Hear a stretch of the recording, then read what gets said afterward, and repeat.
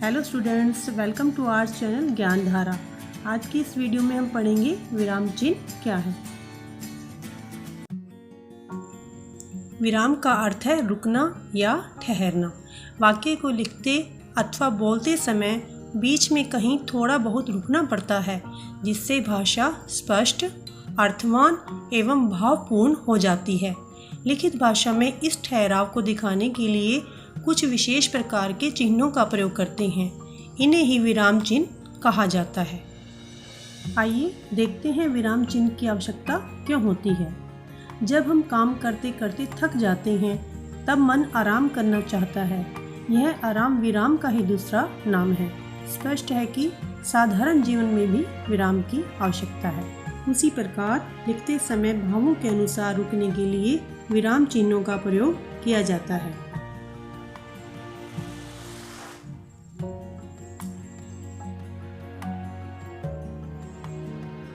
यदि विराम चिन्ह का प्रयोग न किया जाए तो अर्थ का अनर्थ हो जाता है। आइए एक वाक्य के द्वारा हम विराम चिन्ह का महत्व समझते हैं। जैसे रोको मत जाने दो। इस वाक्य का कोई अर्थ नहीं है। वाक्य नंबर 2 रोको मत जाने दो। इस वाक्य में रुकने की बात हो रही है। वाक्य नंबर 3 रोको मत जाने दो। इस वाक्य में विपरीत अर्थ हो रहा है। यहाँ पर जाने की बात हो रही है। तो बच्चों, वाक्य एक ही है, लेकिन विराम चिन्ह का स्थान परिवर्तित हुआ है, जिससे दोनों वाक्यों का अर्थ ही बदल गया है। आइए देखते हैं विराम चिन्ह कौन कौन से हैं। हिंदी में प्रचलित प्रमुख विराम चिन्ह निम्नलिखित हैं। अल्प विराम, कोमा, अर्धविराम, सेमीकोलन, पूर्ण विराम, फुल स्टॉप, उपविराम, कॉलन, विस्मयादि बोधक चिन्ह, साइन ऑफ इंटरजेक्शन, प्रश्नवाचक चिन्ह जिसे आप इंग्लिश में कहते हैं क्वेश्चन मार्क। कोष्ठक, ब्रैकेट, योजक चिन्ह, हाइफन, अवतरण चिन्ह या उद्धरण चिन्ह, इन्वर्टेड कोमा, लाघव चिन्ह, एब्रीविएशन साइन। तो आइए आज हम उदाहरण के साथ इन विराम चिन्हों को सीखने का प्रयास करते हैं। अल्प विराम, वाक्य में जहाँ थोड़ा रुकना हो या अधिक वस्तुओं, व्यक्तियों आदि को अलग करना हो, वहाँ अल्प विराम चिन्ह का प्रयोग किया जाता है। आइए इसका उदाहरण देखिए। भारत में गेहूँ, चना, बाजरा, मक्का आदि बहुत सी फसलें उगाई जाती हैं। दूसरा उदाहरण देखिए।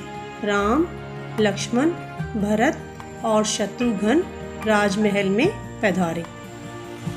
नंबर 2 अर्धविराम, जहाँ अल्प विराम से कुछ अधिक ठहरते हैं तथा पूर्ण विराम से कम ठहरते हैं, वहाँ अर्धविराम चिन्ह का प्रयोग किया जाता है। आइए इसका उदाहरण देखिए। उदाहरण नंबर 1, यह घड़ी ज़्यादा दिनों तक नहीं चलेगी। यह बहुत सस्ती है। हमारी चिट्ठी उड़ा ले गए, बोले तक नहीं। यहाँ दोनों वाक्यों को अलग करने के लिए बीच में अर्धविराम चिन्ह का प्रयोग किया गया है। अगला उदाहरण देखिए। MA, PhD, MSc, DSc। यहाँ दोनों डिग्री को अलग करने के लिए भी बीच में अर्धविराम चिन्ह का प्रयोग किया गया है।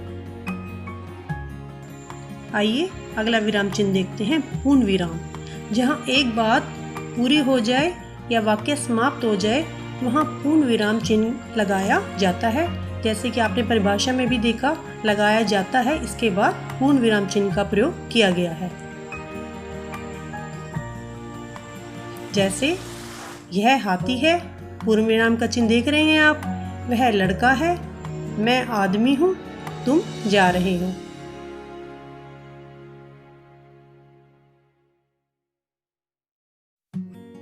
अगला विराम चिन्ह है उपविराम, जहाँ वाक्य पूरा नहीं होता बल्कि किसी वस्तु अथवा विषय के बारे में बताया जाता है, वहाँ अपूर्ण विराम चिन्ह का प्रयोग किया जाता है। उदाहरण देखिए। जैसे कृष्ण के अनेक नाम हैं, मोहन, गोपाल, गिरिधर आदि। यहाँ कृष्ण के बारे में बताया जा रहा है कि कृष्ण के अनेक नाम हैं, इसीलिए इसके बाद कृष्ण के अनेक नाम है, इसके बाद उपविराम चिन्ह का प्रयोग किया गया है। अगला विराम चिन्ह है विस्मयादि बोधक चिन्ह। इसका प्रयोग हर्ष यानी खुशी, विवाद, विस्मय, घृणा, आश्चर्य, करुणा, भय इत्यादि का बोध कराने के लिए इस चिन्ह का प्रयोग किया जाता है। जैसे, कैसा निखरा रूप है, तुम्हारी जीत होकर रही, शाबाश, वाह वाह, कितना अच्छा गीत गाया तुमने, हाय बेचारा व्यर्थ में मारा गया। अगला विराम चिन्ह है प्रश्न चिन्ह। प्रश्न चिन्ह का प्रयोग प्रश्नवाचक वाक्य के अंत में किया जाता है। उदाहरण देखिए, वह क्या लिख रहा है, ताजमहल किसने बनवाया। अगला विराम चिन्ह देखिए कोष्टक चिन्ह। कोष्टक चिन्ह का प्रयोग अर्थ को और अधिक स्पष्ट करने के लिए शब्द अथवा वाक्यांश को कोष्टक के अंदर लिखकर किया जाता है। आइए इसका उदाहरण देखते हैं। उदाहरण, विश्वामित्र ठहर जा। यहाँ विश्वामित्र के बारे में बताया गया। विश्वामित्र को और अधिक स्पष्ट करने के लिए हमने कोष्टक में लिखा है क्रोध में कांपते हुए, अर्थात विश्वामित्र ही क्रोध में कांप रहे हैं, तो उसी को स्पष्ट करने के लिए हमने कोष्टक में इसे लिखा है। अगला उदाहरण देखिए, धर्मराज सत्य और धर्म के संरक्षक थे। धर्मराज के बारे में बताया गया है कि धर्मराज कौन, युधिष्ठिर, इसलिए हमने इसे कोष्टक में रखा है। अगला विराम चिन्ह देखिए उद्धरण या अवतरण चिन्ह। किसी कथन को ज्यों का त्यों उद्धृत करने के लिए उद्धरण या अवतरण चिन्ह का प्रयोग करते हैं। आइए इसका उदाहरण देखिए। महाकवि तुलसीदास ने सत्य कहा है, पराधीन सपने हूँ सुख नहाई। उदाहरण दूसरा देखिए, भारतेंदु जी ने कहा, हिंदी, हिंदू, हिंदुस्तान। इन दोनों के द्वारा कही बात को ज्यों का त्यों रखने के लिए हमने उद्धरण चिन्ह का प्रयोग किया है। अगला विराम चिन्ह है योजक चिन्ह। योजक चिन्ह का प्रयोग समस्त पदों के मध्य में किया जाता है। आइए इसका उदाहरण देखते हैं। सुख दुख, लाभ हानि, दिन रात, यश अपयश, तन मन धन। यहाँ सुख दुख, लाभ हानि, दिन रात, यश अपयश, तन मन धन के बीच में योजक चिन्ह का प्रयोग किया गया है, क्योंकि दोनों पद समान महत्व के हैं। अगला विराम चिन्ह देखिए लाघव चिन्ह। किसी बड़े शब्द को संक्षेप में लिखने के लिए कुछ अंश लिखकर लाघव चिन्ह लगा दिया जाता है। इसको संक्षेपण चिन्ह भी कहते हैं। आइए इसका उदाहरण देखते हैं। उत्तर प्रदेश के लिए, इसको उत्तर प्रदेश को हम शॉर्ट फॉर्म में या छोटे रूप में लिखने के लिए ऊ के आगे लाघव चिन्ह और प्र के आगे भी लाघव चिन्ह लगा देते हैं। अगला उदाहरण देखिए, डॉक्टर के लिए डॉ लिख के इसके आगे लाघव चिन्ह का प्रयोग करते हैं। तो बच्चों, आज की इस वीडियो में आपने विराम चिन्ह के प्रयोग के बारे में सीखा। आपको ये वीडियो कैसा लगा?